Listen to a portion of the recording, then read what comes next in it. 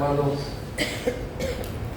por este privilegio, esta honra que el Señor nos da de poder llegar una vez más, poder participar una vez más de un cursillo en estos tiempos difíciles, tiempos de apostasía y de frialdad espiritual, pero a pesar de ello el Señor nos sigue extendiendo esta gracia. Este es el tiempo de oportunidad que el Señor aún extiende a nuestro favor. Con la ayuda del Señor queremos aprovechar al máximo de lo que el Señor ha preparado para nosotros. Bueno, el tema que quiero considerar en esta hora, de alguna manera ya se tocó bastante desde el inicio del cursillo hasta ahora, y seguramente es porque el Señor sabe la necesidad de cada uno y por eso enfatiza los mismos puntos, como queriendo ratificar una verdad. El Señor Jesús, cuando quería enfatizar algo, siempre decía: de cierto os digo. 2 veces pronunciaba la palabra de cierto os digo, queriendo hacer énfasis en una verdad, para que esa verdad quede plasmada en cada corazón. Bueno, y el tema que quiero considerar se titula Un antídoto para la amargura. Un antídoto para la amargura. Y vamos a abrir nuestras Biblias en la epístola a los Hebreos. Hebreos capítulo 12. Vamos a leer en el verso 15. Hebreos 12, verso 15. Dice así la palabra de Dios en el nombre de nuestro Señor Jesucristo. Mirad bien, no sea que alguno deje de alcanzar la gracia de Dios, que brotando alguna raíz de amargura os estorbe y por ella muchos sean contaminados. Amén. Que el Señor bendiga esta porción de su palabra en nuestros corazones.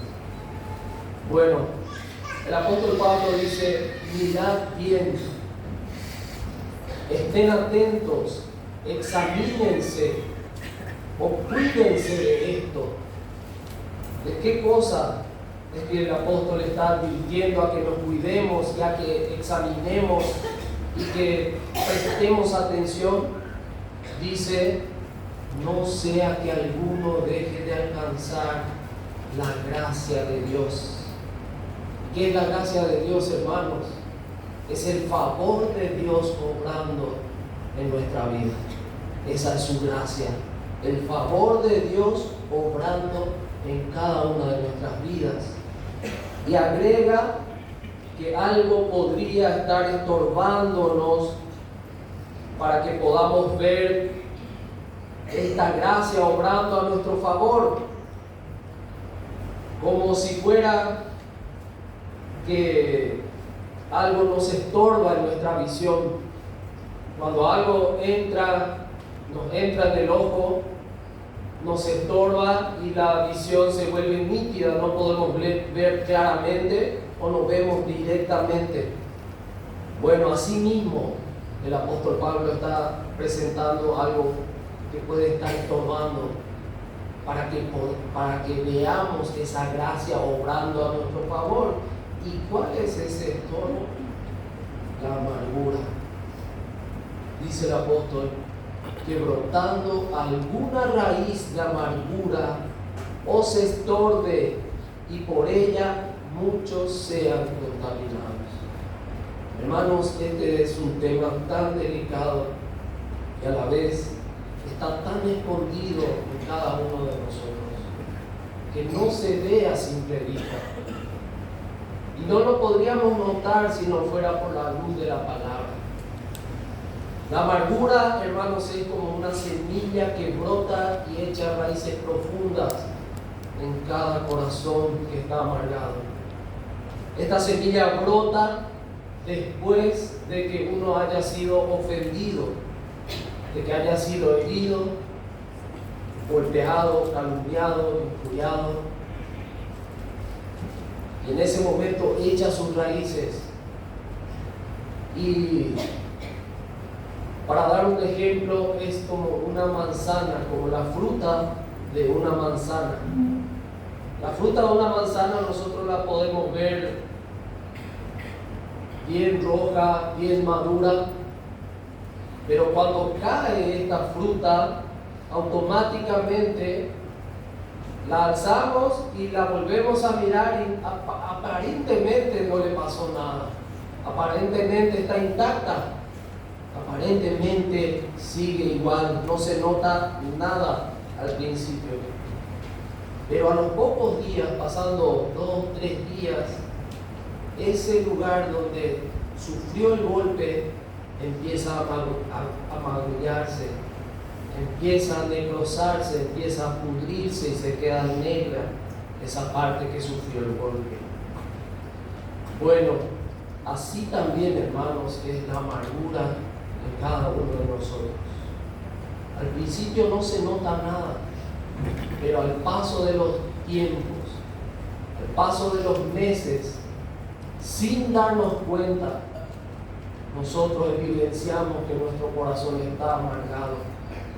Y vamos a ver cuáles son esas evidencias. La amargura también es comparada con un veneno mortal, un veneno que mata. Porque la palabra amargura en el idioma griego está traducido como picros. Esa es la traducción para esta palabra, picros. Y significa literalmente veneno. Y podemos hacer la comparación con la mordedura de una serpiente venenosa. Por ejemplo, la cobra. La cobra es una de las serpientes más venenosas. Y su veneno, hermanos, tiene un efecto mortal. Dice que tiene una neurotoxina que afecta el sistema nervioso central de una persona. Bloquea sus impulsos del cerebro. ¿Y qué hace? Le paraliza. Al poco tiempo que ha sufrido de la mordedura, se queda paralizado. Luego empieza a fallar el sistema respiratorio, sufre taquicardia. También causa ceguera, incluso puede llegar a matar. Todo eso hace una simple mordedura de una serpiente. Con poca cantidad de veneno, incluso puede llegar a matar. Exactamente lo mismo, hermanos, en el aspecto espiritual es la amargura en nosotros, en nuestros corazones. Es decir, cuando nosotros somos ofendidos, cuando nosotros somos heridos, es como si fuera que hemos recibido la mordedura de una serpiente. ¿Por qué? Porque la persona que nos ofende es como si fuera que inyectó un veneno en nuestro corazón. Y ese veneno empieza a causar trastornos en nuestra vida cristiana. Al principio parece que no nos hizo ningún daño, pero poco a poco se van evidenciando las consecuencias que nos produjo ese daño que nos hizo. Lo primero que afecta, hermanos, es nuestra relación con Dios. La amargura, lo primero que afecta es la relación con Dios. Luego empieza a afectar a los que nos rodean. Por eso dice Pablo, y por ella muchos son contaminados. Nos dejamos de orar, dejamos de buscar al Señor y también automáticamente tenemos reacciones malas. Y los primeros que sufren son los que están con nosotros, nuestros hijos, nuestra esposa, nuestro esposo, nuestros padres, nuestros hermanos. Ellos son los primeros que sufren esta condición de nuestro corazón. Y hoy hemos oído, ¿cómo es que uno se puede dar cuenta de que está amargado? Porque a simple vista no se ve esta raíz de amargura en el corazón. No podemos distinguir, no podemos ver el corazón del hermano, pero se evidencia por lo que habla. La hermana estuvo tocando ese pasaje que Jesús dice que lo que contamina al hombre es lo que sale de su corazón. Porque el corazón, porque la boca habla de lo que el corazón está lleno. Y cuando uno empieza a hablar descontento, enojos, con ira, con impaciencia, con algún tipo de desánimo, entonces lo que está evidenciando es que alguna raíz de amargura está tomando su corazón. Y estos son los síntomas, hermano. Estos son los síntomas de la amargura. El aislamiento, ya no nos congregamos, nos apartamos de todos, ya no ayudamos, ya no servimos. El descontento, no nos gusta nada, absolutamente nada de lo que se hace en la obra del Señor. Nos parece malo, nos parece fastidioso, incluso hasta la pintura de la pared, cosas sencillas nos disgustan, desconfianza, desconfiamos de todos, pareciera ser que todos nos quieren causar daño y también provoca en nosotros odio y deseo de venganza. Todo eso provoca en nosotros la amargura. Pero uno de los síntomas que vimos de la mordedura de una serpiente es la ceguera. Así también la amargura, hermano, causa ceguera espiritual. Es por eso que muchas veces no podemos entender la palabra por más que estemos escuchando. Si estamos amargados, no podemos entender y no podemos recibir en nuestro corazón, porque nuestro corazón no está abierto a recibir la palabra, porque hay algo que está estorbando a esa visión nítida, a esa luz que el Señor está arrojando por medio de su palabra. Bueno, y vamos a ver qué nos enseña el apóstol Juan con relación a esto. En la primera epístola de Juan, el capítulo 2,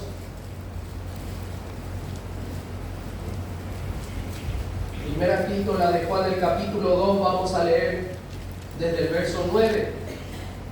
Dice: el que dice que está en la luz y aborrece a su hermano está todavía en tinieblas. Hoy hemos escuchado mucho con respecto a la luz. Esta luz es Cristo y su palabra. Y este que dice que está en la luz es aquel que tiene buena vista y entendimiento espiritual. Pero dice Juan, el que dice que está en la luz y aborrece a su hermano está todavía en tinieblas.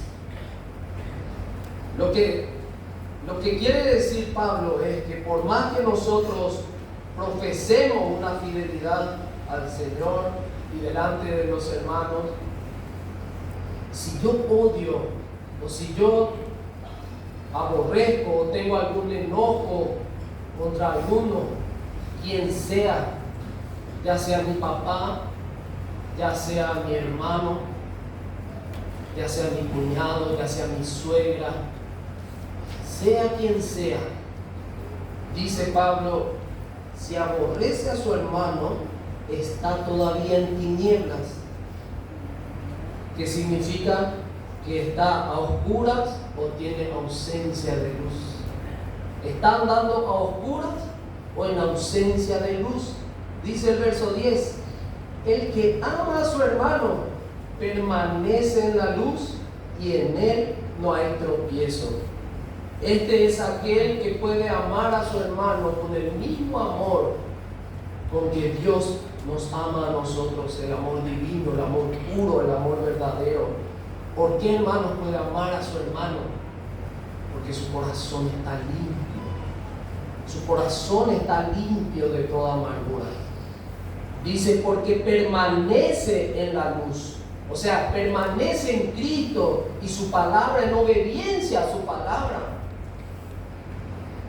Este dice que tiene buena vista y entendimiento espiritual. Por tanto, dice, el que ama a su hermano permanece en la luz y en él no hay tropiezo. En él no hay tropiezo. ¿Por qué? Porque está en la luz, vive en la luz, entiende la palabra, recibe la palabra con humildad, como hemos escuchado, la toma para sí mismo, se juzga en base a la necesidad que tiene él mismo, no la necesidad de su hermano, porque del hermano se encargará el Señor. Aquel que tiene un corazón limpio, hermano, recibe la palabra para sí mismo y empieza a analizarse cómo está delante del Señor en base a esa palabra. Este dice es el que tiene buena vista y entendimiento espiritual, por tanto no tropieza porque anda, porque está en la luz. Y dice Jesús, ¿no tiene el día 12 horas? El que anda de día no tropieza porque ve la luz de este mundo. Pero el que anda de noche tropieza porque está en tinieblas. Y la palabra, hermanos, es como lámpara a nuestros pies y lumbrera a nuestros caminos. Así dice el salmista. Es como una linterna que nos va guiando, que nos va trazando el camino del Señor. Y dice el verso 11, pero el que aborrece a su hermano está en tinieblas y anda en tinieblas y no sabe a dónde va, porque las tinieblas le han cegado sus ojos. Noten lo que dice Pablo. Está en tinieblas y anda en tinieblas. Es como estar en un cuarto oscuro, hermano. En un cuarto oscuro, cuando apagamos completamente la luz, no sabemos hacia dónde es la salida, no sabemos dónde es la entrada, no sabemos dónde es la salida. Y estamos completamente a ciegas. Así mismo es aquel que está amargado. Está en tinieblas, dice la palabra. No sabe a dónde va. ¿Por qué? Porque la misma amargura le cegó su vista. La misma amargura le cegó su entendimiento y ve todo oscuro y malo a su alrededor. Todo lo que pasa a su alrededor es malo y se enojan por cualquier cosa. Por cualquier cosa que pasa, fácilmente se enoja aquel que está amargado. Por eso dice Pablo a los Efesios, dice, airaos, pero no pequéis. No deis lugar, no se ponga el sol sobre vuestro enojo, ni deis lugar al diablo. Hermanos, el enojo puede tomar nuestro corazón hasta el punto de odiar y amargarnos contra aquel que nos ofendió. Por eso dice, si se enojan, si se llegan a enojar, porque esto es inevitable, estamos en la carne, somos humanos, y una reacción puede surgir de repente, un enojo puede surgir. Ninguno puede decir, yo soy tan fiel que nunca me enojo. No, esa no es la realidad. Sí, de repente podemos enojarnos, pero dice, airaos, pero no pequéis. ¿Por qué? Porque el enojo, hermanos, puede llevarnos a odiar y amargarnos contra nuestro hermano. ¿Por qué? Porque esto, hermanos, ya es pecado delante de Dios.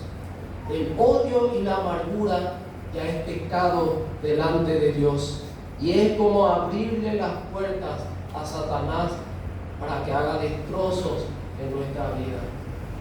La amargura, hermanos, puede destruir su vida, la vida de su familia, la vida de sus hijos, incluso una congregación. Si no juzgamos a tiempo, puede destruir todo lo que hay a nuestro alrededor.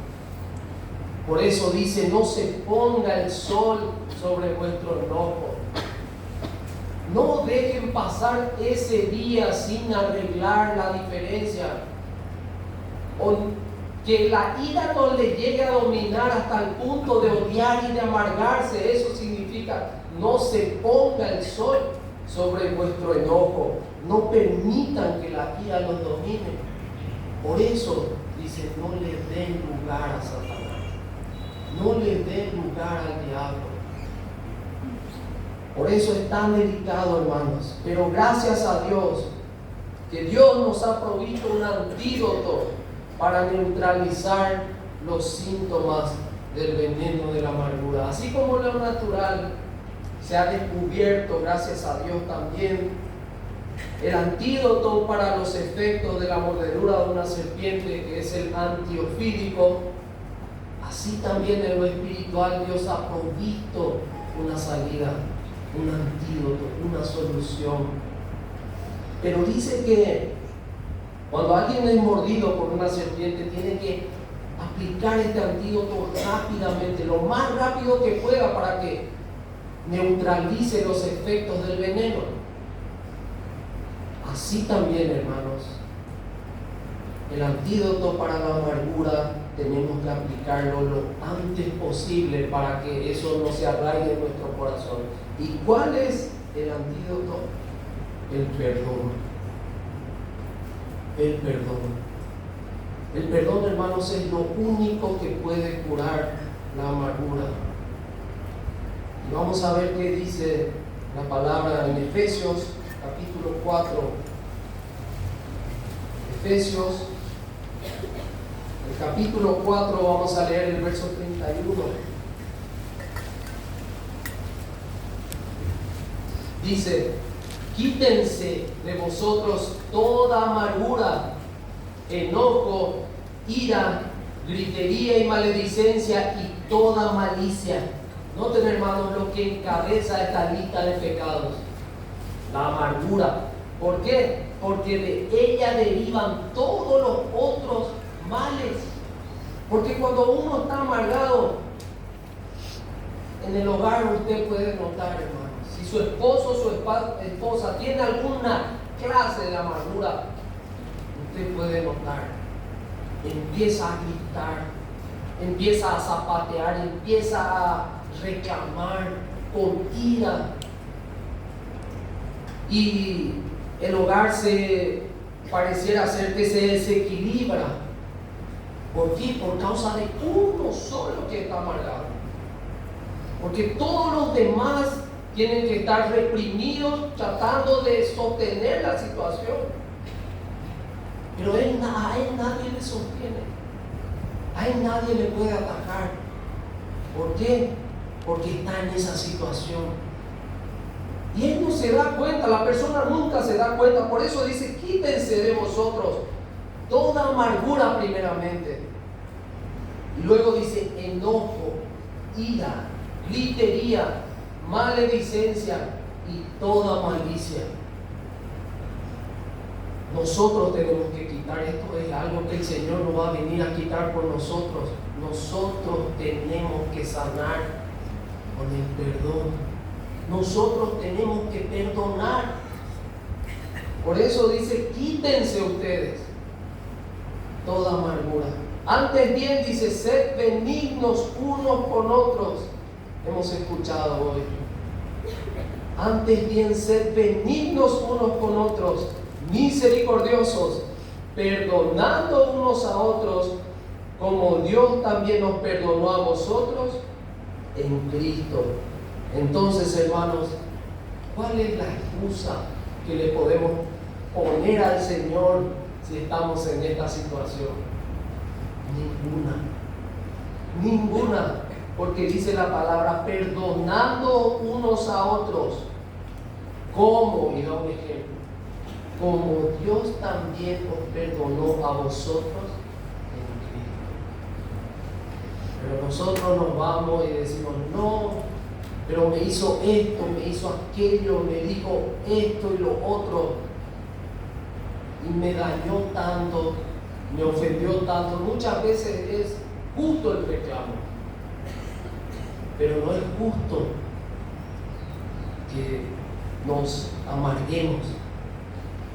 Puede ser que sea verdad lo que usted está diciendo, que usted no hizo ningún daño y que la otra persona adrede le quiso dañar sin ninguna causa. Puede ser que usted esté en su justo lugar, pero nunca será justo que usted se amargue, que siga amargado por esa situación.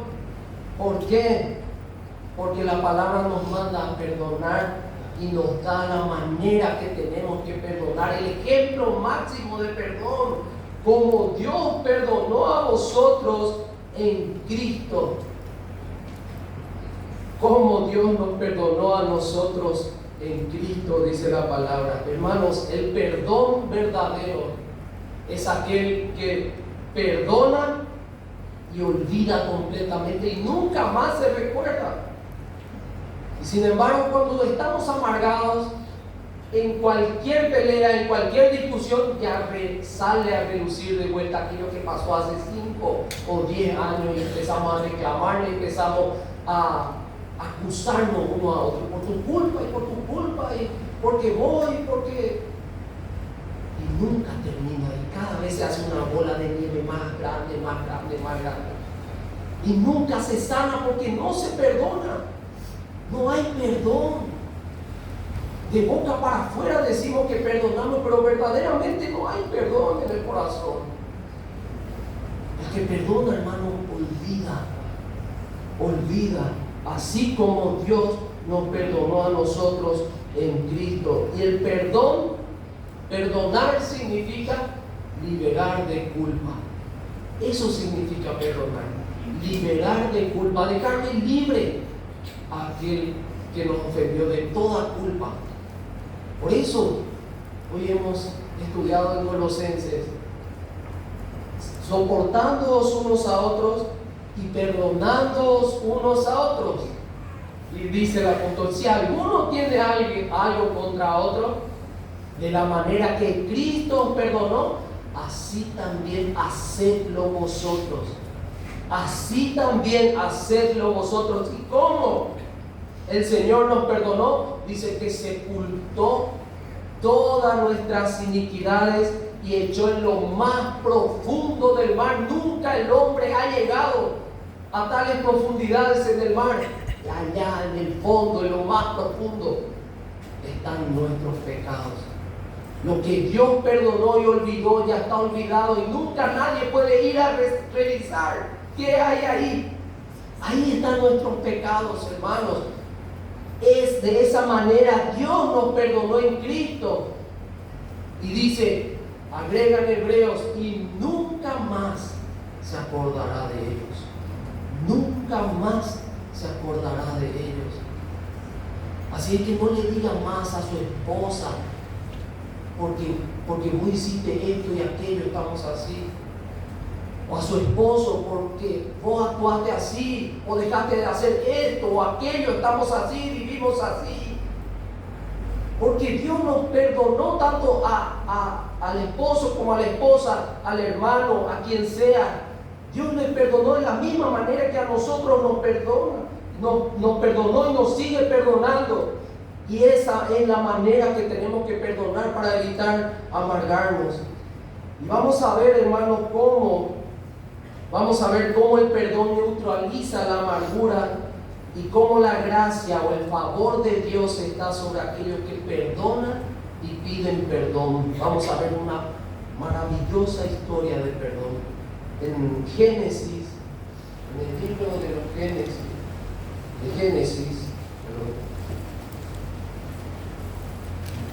el capítulo 37. Génesis capítulo 37, vamos a leer desde el verso 4. Vamos a ir salteando por causa del tiempo. Aquí le tenemos a José. El hermano también nombró la vida de José. este fiel varón de Dios.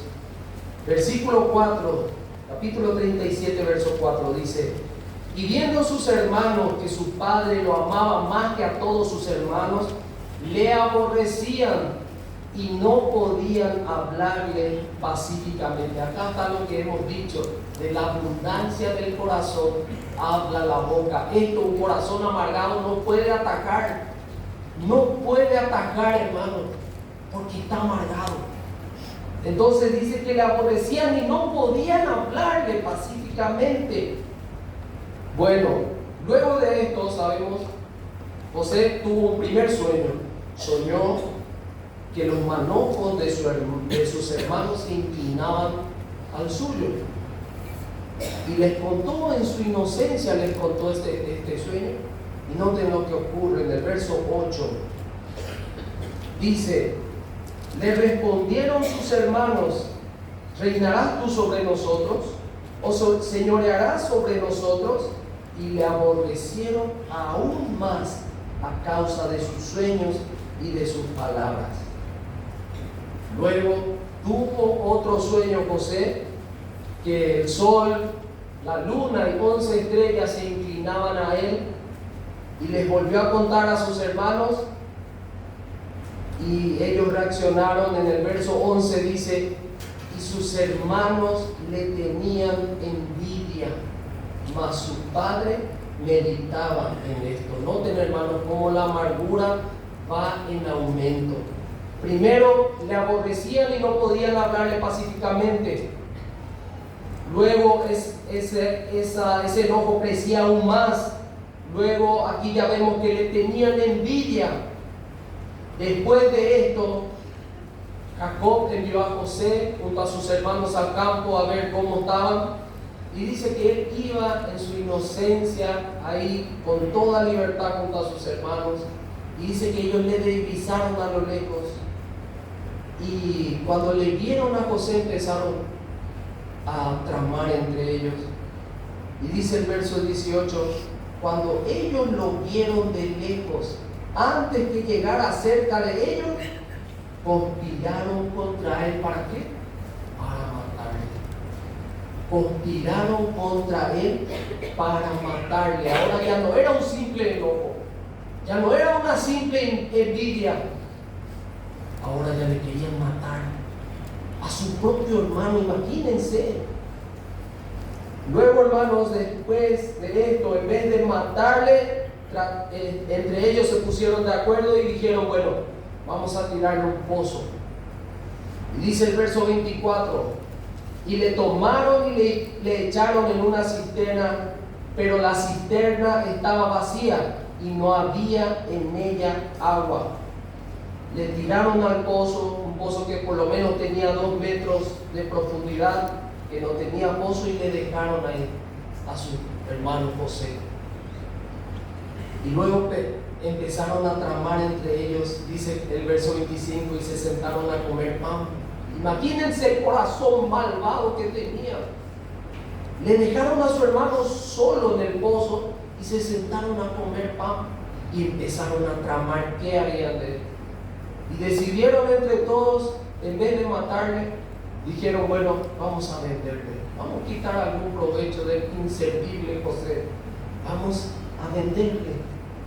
Y dice el verso 28: y cuando pasaban los madianitas mercaderes, sacaron ellos a José de la cisterna y le trajeron arriba y le vendieron a los ismaelitas por 20 piezas de plata.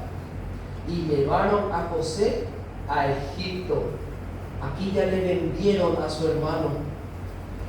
Después dice que tomaron aquella túnica de José, la tiñeron de sangre de algún animal y la enviaron a su padre.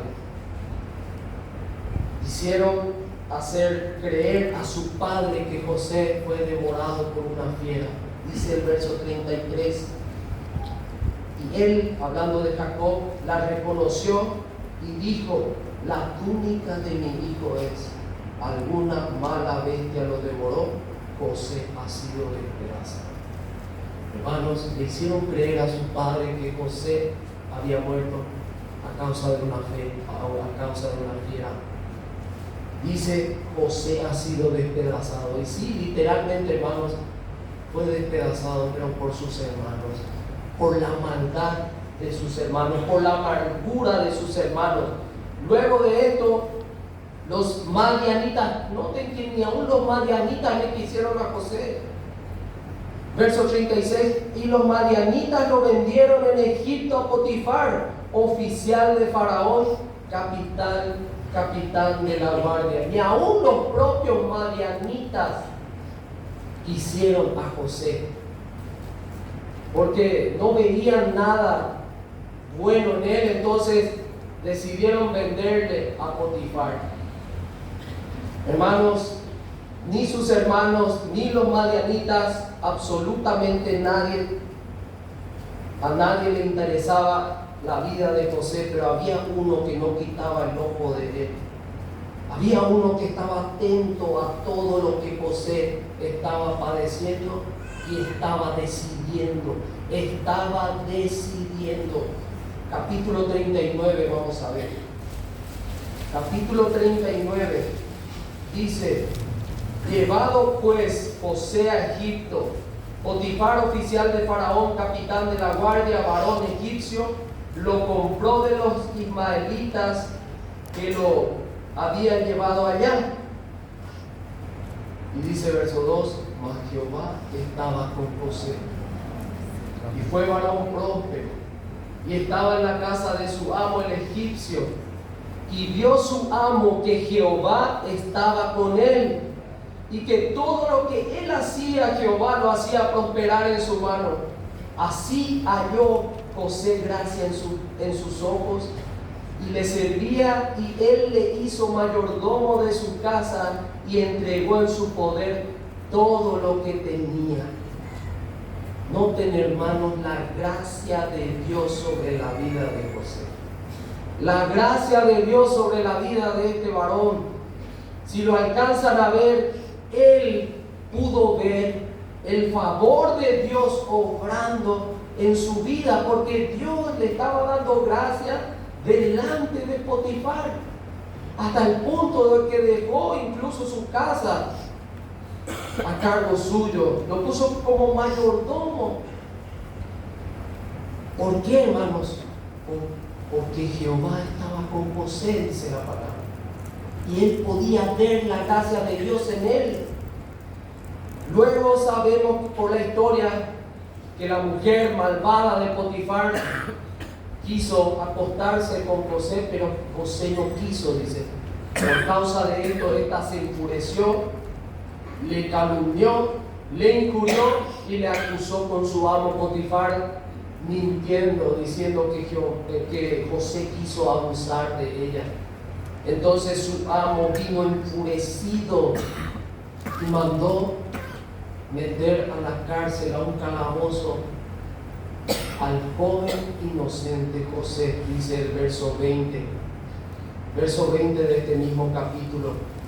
Y tomó su amo a José y lo puso en la cárcel donde estaban los presos del rey, y estuvo allí en la cárcel.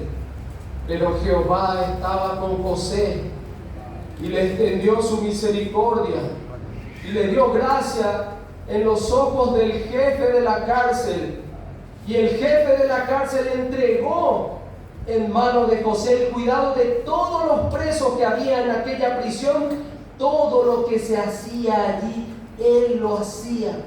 No necesitaba atender el jefe de la cárcel cosa alguna de las que estaban al cuidado de José, porque Jehová estaba con José.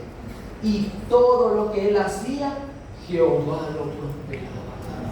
Hermanos, ¿qué será que tenía este joven José?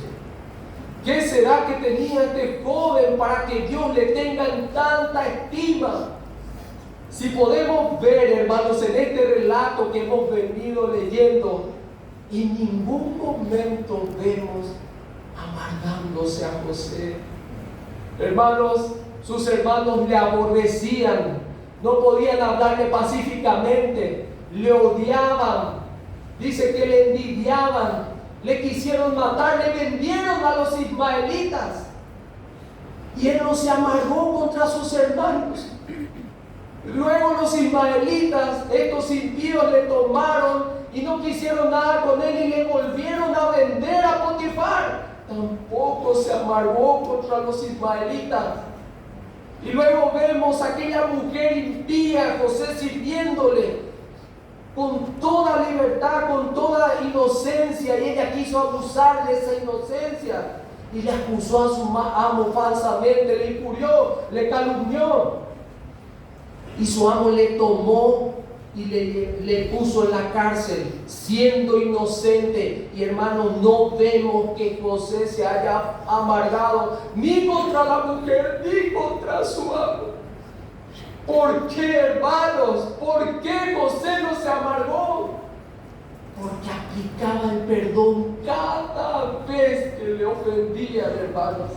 Aplicaba el antídoto, que es el perdón, cada vez que le ofendían, cada vez que le dañaban, cada vez que le hacían algún mal. José automáticamente perdonaba. Automáticamente en su corazón perdonaba. Por eso él podía ver la gracia de Dios obrando con él. Por eso dice el Señor Jesucristo: bienaventurados los limpios de corazón, porque ellos verán a Dios. Los limpios de corazón verán a Dios. Hermanos, dichosos, felices, dice Jesús. Dichosos y felices son los de limpio corazón, los de corazón puro, porque ellos verán a Dios. ¿Cómo verán a Dios? Verán a Dios obrando en su vida en esta tierra, hermanos. Verán la gracia de Dios obrando en su vida. Verán todo lo que Dios está haciendo a su favor en esta vida. Hermanos, el Señor es el que le da la gracia para que usted pueda tener una familia. El Señor le dio una esposa, el Señor le dio un esposo, es una gracia de Dios. El Señor le dio hijos para que usted le críe en el camino del Señor, es una gracia de Dios. El Señor le da la fuerza para que usted pueda seguirle y servirle, es una gracia de Dios, hermanos. ¿Cómo es que seguimos amargados? ¿Cómo es que seguimos reclamando? Si todo es por gracia, si nosotros no merecíamos absolutamente nada. Dice la palabra, en esto se mostró el amor de Dios, dice, para con nosotros. ¿En qué? En que siendo aún pecadores, Cristo murió por nosotros. Aleluya. En que siendo aún pecadores, Cristo murió por nosotros. ¿Y cómo es que nosotros decimos, no se merece mi perdón? No se merece. ¿Cómo es que nos atrevemos a decir que no se merece? Si Cristo, siendo nosotros pecadores, siendo nosotros enemigos, hermanos, éramos enemigos suyos, y Él nos perdonó, y el Señor Jesús dice: bienaventurados son los limpios de corazón, porque ellos verán a Dios, dice. Ellos verán obrar a Dios. Finalmente, hermanos, para ir terminando, vamos a ver en Génesis capítulo 45. Dios empieza a mostrarle a José que no ha perdido el control de la situación en la que estaba pasando. Génesis capítulo 45 dice el verso 1, dice: sabemos que José ya en este momento Dios le había puesto como el segundo más importante de Egipto, como gobernador de Egipto. Dios ya lo había exaltado a José, pero aquí vuelve a reencontrarse con sus hermanos que le hicieron tanto daño, hermano. Y dice el verso 1: no podía ya José contenerse delante de todos los que estaban al lado suyo, y clamó diciendo: haced salir de mi presencia a todos. Y no quedó nadie con él. Al darse a conocer José a sus hermanos, Entonces se dio a llorar a gritos, y oyeron los egipcios, y oyó también la casa de Faraón.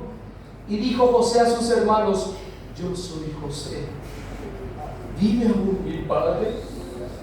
Y sus hermanos no pudieron responderle. Imagínense, sus hermanos no pudieron responderle porque estaban turbados dentro de él. Entonces dijo José a sus hermanos: acercaos a mí. Y ellos se acercaron. Y él dijo: yo soy José, vuestro hermano, el que vendiste a Egipto. Hermano, yo estoy seguro que sus hermanos en ese momento habrán pensado: este es nuestro final. José va a mandar a aniquilarnos a todos con sufrimiento. Eso es lo que merecemos por el mal que le hemos hecho a nuestro hermano. Pero dice, hermanos, el verso 5: ahora pues no os entristezcáis, ni os pese de haberme vendido acá, porque para preservación de vida me envió Dios delante de vosotros. Verso 8: así pues, no me enviasteis vosotros acá, sino Dios, que me ha puesto por padre de Faraón y por señor de toda su casa y por gobernador de toda la tierra de Egipto. Imagínense, hermanos, la visión nítida, el entendimiento, el crecimiento espiritual que llegó a alcanzar este joven varón fiel a Dios. Hermanos, por mantener limpio y puro su corazón de la amargura, llegó a tener el entendimiento que hemos visto en estos días. El hermano estuvo mencionando de Romanos 8:28, y sabemos, dice, que a los que amamos a Dios, todas las cosas nos ayudan a bien. A aquellos que son, dice, llamados, los que aman a Dios, todas las cosas nos ayudan a bien. Lo bueno y lo aparentemente no tan bueno a nuestra vista natural, porque Dios lo está controlando, y lo vemos así en la vida de José. Y hermanos, es la manera del perdón que se merece nuestro hermano. Y un punto para terminar: es algo tan delicado, hermano, que esto no puede truncar nuestro avance espiritual. Y yo lo he vivido, hermanos, en carne propia. Por eso esto me ministró tanto, me ayudó tanto en mi vida espiritual. Un tiempo, hace unos años atrás, varios años atrás, tuve una diferencia con una persona y llegó a dañarme hasta el punto de que yo no comprendí, no me supe sostener, parar y saber sobrellevar eso. Bueno, y así como hemos dado el ejemplo, pasó el tiempo y parecía que nada había pasado, pero yo dejé de buscar al Señor y ya no quería evangelizar. Antes me gustaba mucho evangelizar, ya no quería evangelizar. Dejé de guiar los cantos, dejé de guiar las alabanzas, ya no me quería congregar, y en mi casa empezaban unas discusiones interminables con mi esposa. Ella no tenía nada que ver, y yo empezaba a reclamar esto y aquello y lo otro, pero era porque yo no quería reconocer esa situación que estaba en mí, en mi corazón. Y eso causaba tanto daño dentro de mi entorno, y nunca me he podido dar cuenta si no era por la palabra. Y pasó el tiempo y la persona me pidió perdón y yo le perdoné. Me pidió perdón de todo corazón y yo perdoné, dije que perdoné, pero en realidad no perdoné. Mi corazón seguía enojado, yo seguía aislado. Yo cada vez me iba más, me apartaba más, me alejaba más. El menor trato posible que podía tener. Y un año, hermanos, estuve así. y estaba haciendo la escuela bíblica y el Señor me llevó al siguiente pasaje. En Génesis capítulo 41 vamos a leer en el verso 50.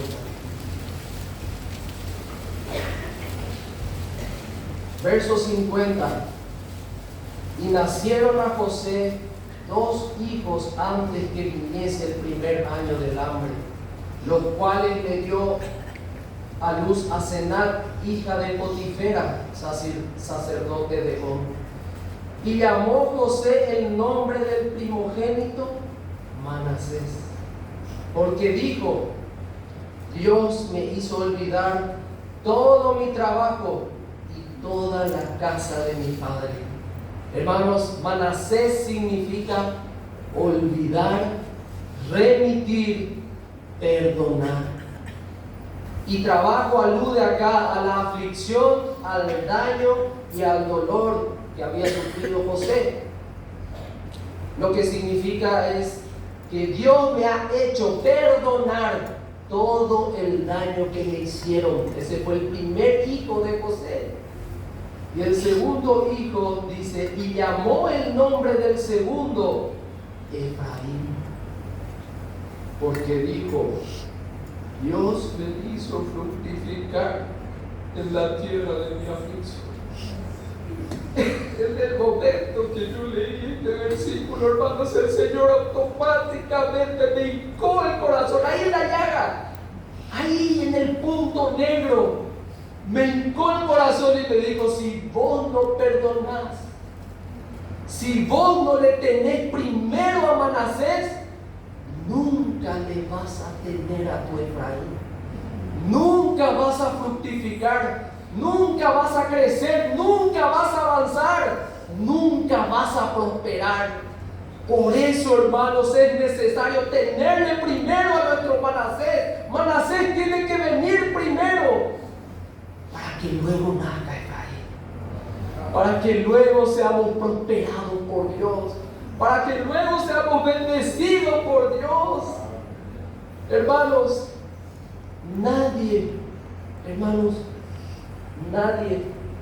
ningún hermano ha cometido una falta tal que no se merezca su perdón. Cuando usted, hermanos, no le perdona a su hermano su falta, se cumple lo que dice Jesús: todo lo que atares en la tierra será atado en el cielo, y todo lo que desatares en la tierra será desatado en los cielos. Hermanos, nosotros siempre decimos que la fe honra a Dios y Dios honra la fe. La fe mueve la mano de Dios, pero la amargura la ata. Por eso dice Pablo: mirad bien, dice, no sea que alguno deje de alcanzar la gracia de Dios. Miren bien, cuídense, dice, no sea que dejen de alcanzar la gracia de Dios. Por eso, cuando nosotros nos perdonamos, le estamos atando las manos al Señor, porque es imposible que Él lo justifique. Dice la hermana Body en su estudio: una vida de fe enfatizada por la dependencia de Dios es enteramente incongruente con un espíritu no perdonador. No van acorde. Yo puedo predicar acá del amor de Dios, puedo dar los mejores mensajes, pero si mi corazón está con amargura, Dios no recibe mi servicio. Dios usa mi vida para bendecirle a otros, y otros son bendecidos, pero Dios no puede bendecirme a mí, porque Dios ataja la bendición, porque yo no puedo perdonar lo que Él me perdonó, porque eso tenemos, ese ejemplo tenemos en la parábola de Jesús, aquel siervo que debía 10,000 talentos, una deuda impagable.